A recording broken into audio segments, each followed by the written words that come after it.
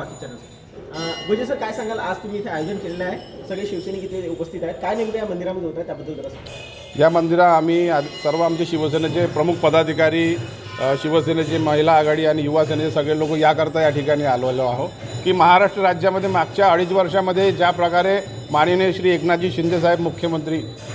त्यांनी जे कार्य केलेलं आहे आणि त्या कार्याला पाहून, त्यांच्या योजनांना पाहून महिला, युवा वर्ग, कष्टकरी, शेतकरी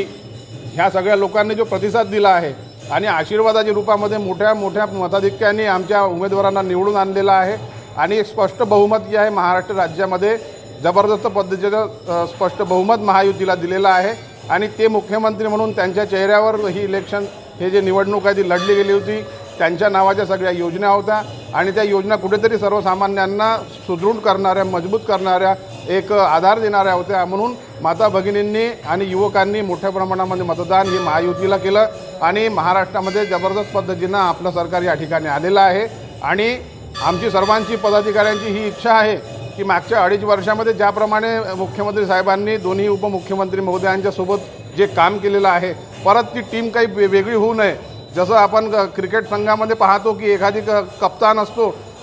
त्याला जर टीमची जबाबदारी राहते आणि त्याच्या नेतृत्वामध्ये जर देशामध्ये जर तो जिंकवून आणतो, ट्रॉफी जिंकतो किंवा पारितोषिकही पटकावतो, जसं वर्ल्ड कपमध्ये जिंकून आली टीम किंवा इतर ज्या कुठल्या खेळ असते त्याच्यामध्ये निवडून जसं आपल्या टीमला आपण समोर जसं आणतो, अशा कप्तानला आपण बदलत नाही, कारण त्याची बाउंडिंग त्या टीमसोबत जबरदस्त असते आणि त्यामुळे जर एखाद्या वेळेला आपण बदल केला तर तो अनेकांना आवडत नाही. आणि तसंच आता जी सगळी टीम आहे, अजितदादा आहे आणि आपले